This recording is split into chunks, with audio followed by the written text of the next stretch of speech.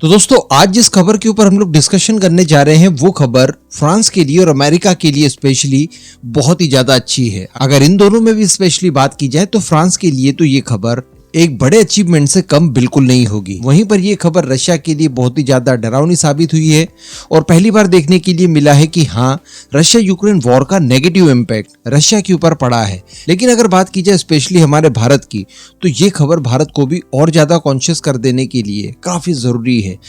ये खबर मैं आपको बता दूं जुड़ी हुई है सिप्री द्वारा जारी की गई नई रिपोर्ट को लेकर, और अब यहाँ पर हमेशा की तरह भारत ही छाया रहा और बताया ये जा रहा है कि इस बार भी भारत दुनिया में हथियार खरीदने वालों की श्रेणी में नंबर 1 की पोजीशन पर है। पिछली बार भी ऐसा ही था, जबकि ये वो दो टर्म्स हैं जब भारत द्वारा इंडिजिनाइजेशन के ऊपर काफी तेजी से काम किया गया और एक्चुअली काफी सारे हथियारों का इंपोर्ट हम लोगों ने बंद भी किया। अब अगर यहाँ पर हम लोग हमारे खुद के हथियार बना रहे हैं, विदेशों से हथियार खरीदना बंद कर रहे हैं, तब भी अगर हम लोग नंबर 1 की पोजीशन पर आ रहे हैं, तो इसका मतलब सीधा सीधा सा ये है कि हथियारों को लेकर जो हमारी रिक्वायरमेंट है वो बहुत ही ज्यादा है और ज्यादा होनी चाहिए, क्योंकि चाइना और पाकिस्तान दो पड़ोसी हमारे दोनों ही हमारे दुश्मन हैं। तो ऐसी परिस्थिति में हथियारों का ज्यादा भंडारण हमारे लिए आवश्यक है और इस आवश्यकता को पूरी हम लोग डोमेस्टिकली फुलफिल नहीं कर सकते। यही कारण है कि भारत द्वारा बड़े स्केल पर हथियार विदेशों से खरीदे जा रहे हैं।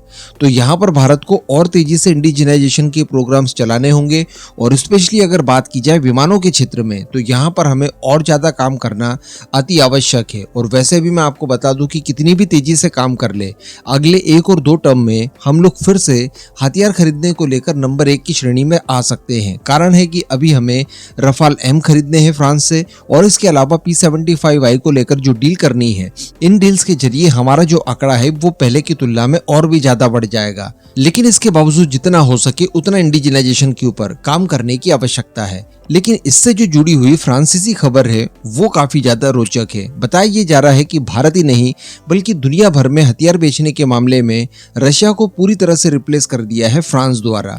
पिछली रिपोर्ट की अगर बात की जाए तो फ्रांस नंबर 3 पर जरूर था, लेकिन वो रशिया जो कि नंबर 2 पर था उसके काफी करीब पहुंच गया था और बताया जा रहा था कि अगले टर्म में फ्रांस उसके करीब पहुंच जाएगा। तो एक्चुअली ऐसा हुआ है। तो यहाँ पर रशिया को झटका लगते हुए दिखाई दे रहा है।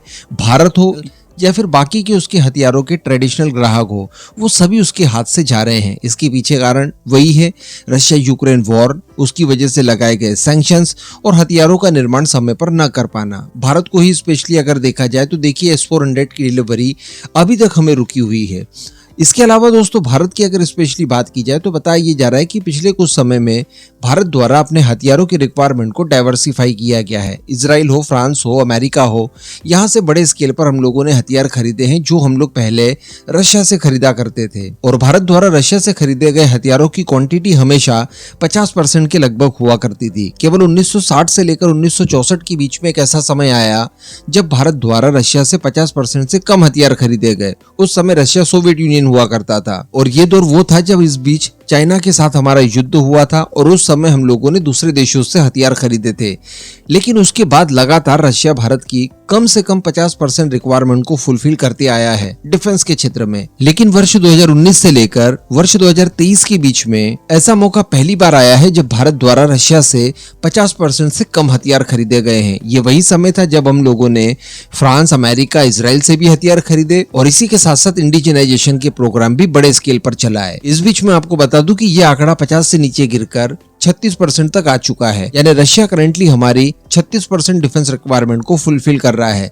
इसमें भी मैं आपको बता दूं कि कोई नई बड़ी डील नहीं हुई है, बल्कि जो पुराने वेपन से जो हम लोग रशियन इस्तेमाल करते हैं उनके लिए स्पेयर पार्ट्स, हथियार, गोला बारूद वगैरह इन सारी चीजों की जो आपूर्ति होती है उसी का आंकड़ा है। और स्पेशली अगर बात की जाए फ्रांस की, तो वो किसी भी समय भारत के अंदर दूसरा रशिया बनने जा रहा है। संभवतः जब हम लोग रफाल एम की डील करेंगे उस समय वो रशिया को सरपास कर चुका होगा भारत को हथियार एक्सपोर्ट करने को लेकर। एंड 2019 से लेकर 23 के बीच में ही दुनिया ने पहली बार ऐसा समय देखा जब रशिया हथियार एक्सपोर्ट करने के मामले में ग्लोबली नंबर 3 की पोजीशन पर आ चुका है। हमेशा वो अमेरिका के बाद नंबर 2 पर हुआ करता था, लेकिन इस बार नंबर 2 की पोजीशन ऑफिशियली फ्रांस द्वारा हथिया ली गई है। और इसके पीछे सबसे बड़ा कारण भी भारत ही है। जो भारत ने फ्रांस से रफाल खरीदे उसके बाद रफाल की जिस तरह से डिमांड बढ़ी है उसने फ्रांस को ये पोजीशन पर ला दिया है। तो अब इस रिपोर्ट से ये मोरल निकलता है कि भारत को और तेजी से इंडिजिनाइजेशन करना चाहिए, क्योंकि अभी भी हम लोग हथियारों को लेकर दूसरे देशों के ऊपर बड़े स्केल पर